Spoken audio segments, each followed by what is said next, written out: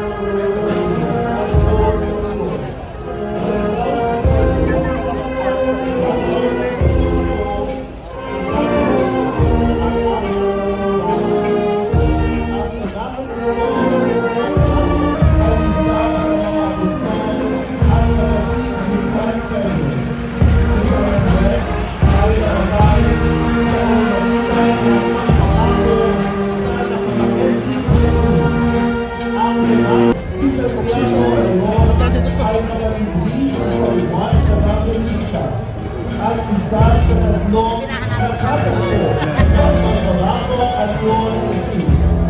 Ang imagen ito ay nasa ilalim ng pangalaga ng pamilya Mortal.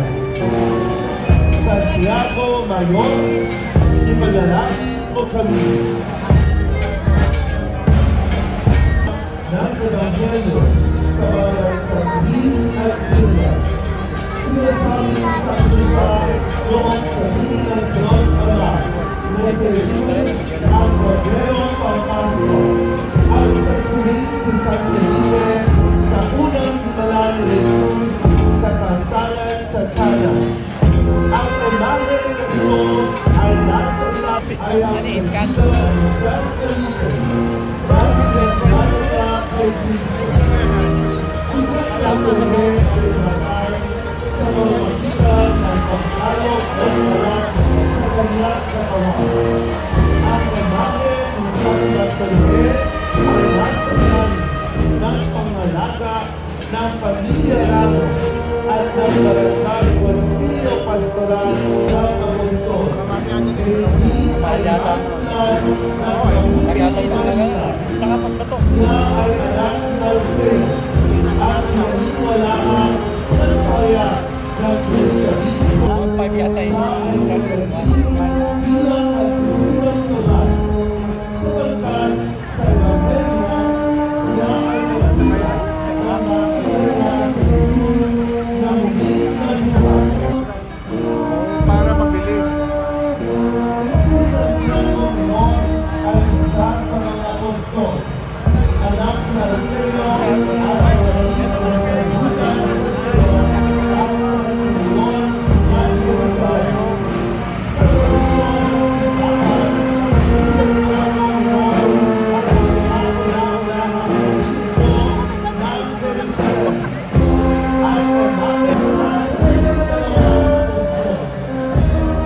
Pinaglalaan siya ang pagpalahanap ng Krisyanismo.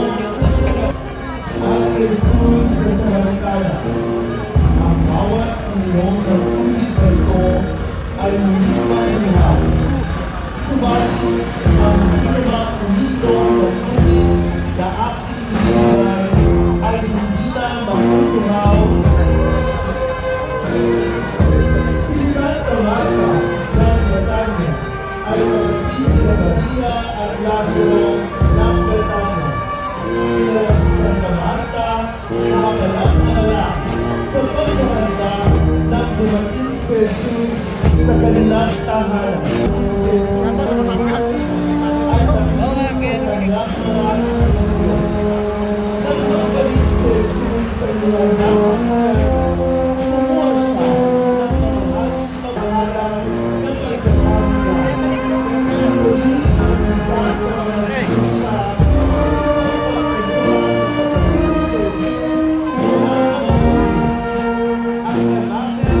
ng mga bagay-bagay sa bahay ni Herodes Antipas. Isa sa mga babae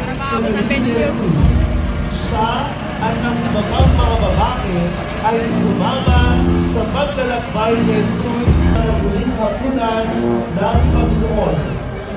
Pinaniniwalaan sa Kanya ang bahay na pinagdalusan ng huling hapunan ng Panginoon. Ang imahe na ito ay nasa ilalim sa Kanyang mga kasalanan na magkala upang para sila ni Jesus at hindi na ang sino mang walang kasalanan sa inyo ang siyang maunang bumato sa Kanya. Ang imaheng takbo na ito ay nasa ilalim ng pagkalaga ng Maria Vesla o Jesus na nagpapatawad sa mga nagsisa Kanyang ina. Parang may mga... Ang tagpo na hako sa mahal na pasyon ng pagpapakasakit ng Panginoon. Ang tagpo na nagpapakita ng pamamaalam ni Jesus sa Kanyang ina bago ang pagbubusan ni Jesus upang itubos ang sala ng sansinuto. Ang imahe na ito ay nasa ilalim ng pangangalaga ng matagumpay na pagpasok ni Jesus sa Jerusalem ay ang tagpo at simula ng kanyang pasyong tatahaki. Ayon sa Ebanghelyo, siya ay nakasakay sa isang aso. Isang pumunta kay Jesus ang mga alagad. Sinabi nila sa kanya, saan mo ibig na kami ay maganda para sa iyo upang makakamit ang hapunan ng mga paso. Sinabi niya, pumunta kayo sa isang lalaki na nasa lungsod. Sabihin niyo sa kanya, sinabi ng guro, ang aking oras ay malapit na. Gaganapin ko ang hapunan sa inyong bahay kasama ang aking mga alagad. Ginagawa at manong apostol, marahil sa bukana ng hardin at sinabi sa kanila, "Tumuko kayo dito at pupunta ko doon para manalangin." Isinama niya ang tatlong apostol sa pamamagitan ng halik ni Judas. Ang paghalik na ito ay naging tanda ng pagkakanulo kay Jesus ni Judas ng mga namamahalang pari, mga tagapagturo ng kautusan, at ng mga pinuno ng mga Hudyo. Ganito ang palatandaan na binigay ng traidor na si Judas sa mga huhuli kay Jesus. Ang babatiin ko sa pamamagitan ng isang halik ang siyang pakainin.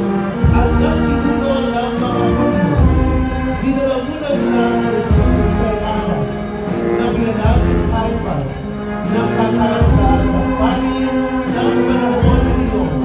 Ang gawang ito ay nasa ilalim ng pangalaga ng pamilya Angeles at Santos.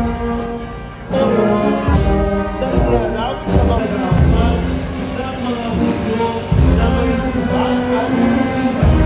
Si Jesus ay pinigman at hinamagpas ng mga nagtatanod sa Kanya. Siya ay kanilang piniligan ng damit na dumikit na sa kamanal-manalang mga sugat ng Panginoon.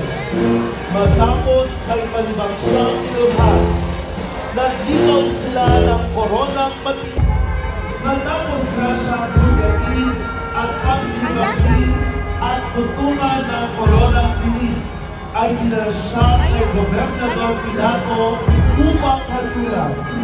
Tuwing pista ng Pasko ay kinaugali,an na magpalaya ng isang bilanggo at naghugas ng kamay sa harap ng mga tao at sinabi, "Wala akong pananagutan sa kamatayan ng taong ito. Kayo ang dapat na managot. Malinis ang kamay ko sa bagay na ito." Pagkatapos siya iharap kay Gobernador Pilato, ay binigay siya sa mga Hudyo upang ipako sa krus.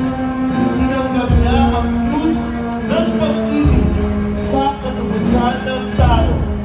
Ang imahe ng tatlong pagtanggap ni Jesus sa krus ay nasa ilalim patungong Kalbaryo.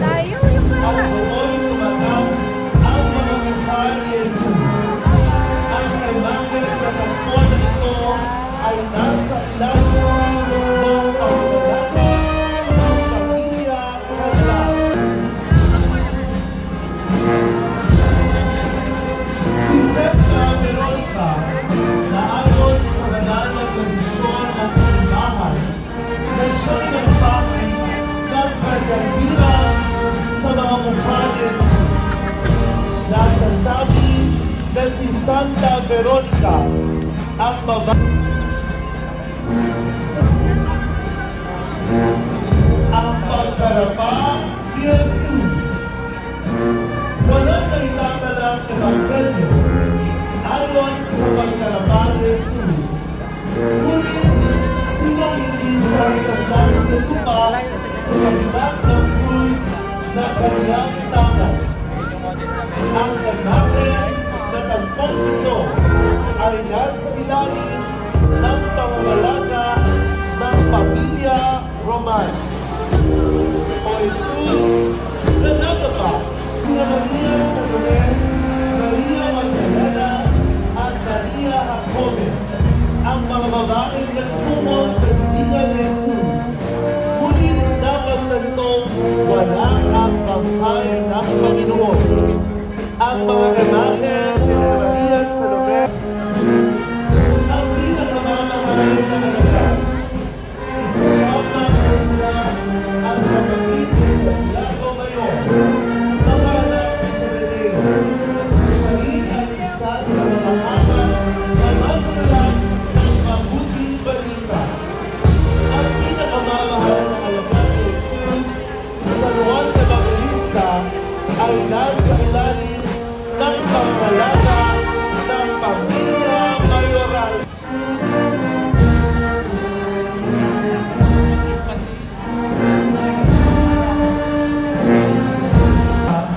At Birhen nagdadalang hati.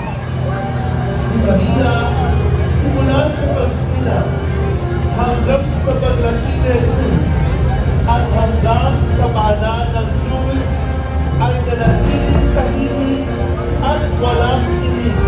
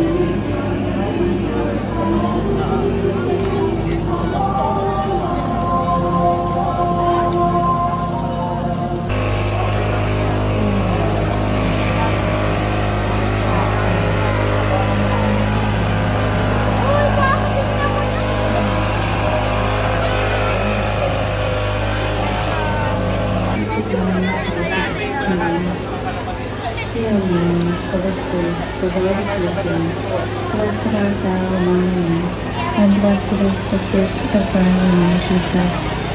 Holy Mary, Mother of God, pray for us sinners, now and at the hour of our death.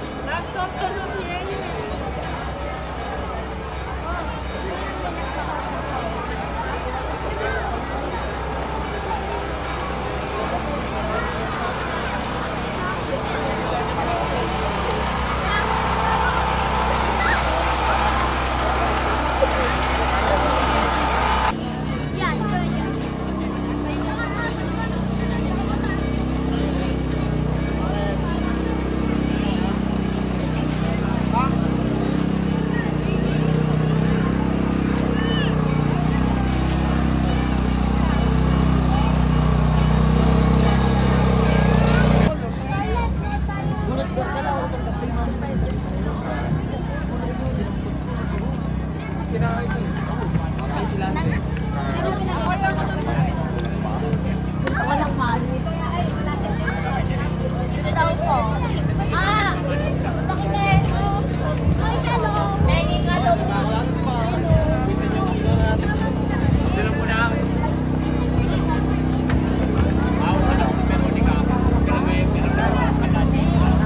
Sino ba tayo?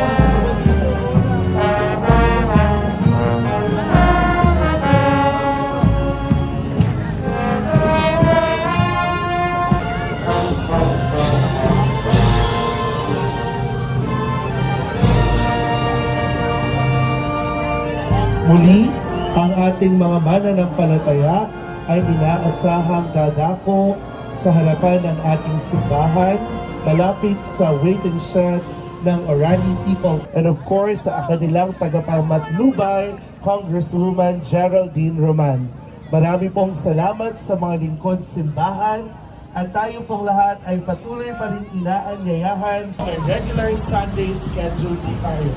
Mabiyayang Miyerkules Santo po sa ating lahat. Mag-iingat po tayo. Nasusundan naman ng prosesyon ng Santo Entierro sa ganap na alas 5 ng hapon. At matapos ang prosesyon ay ang pagtatanod sa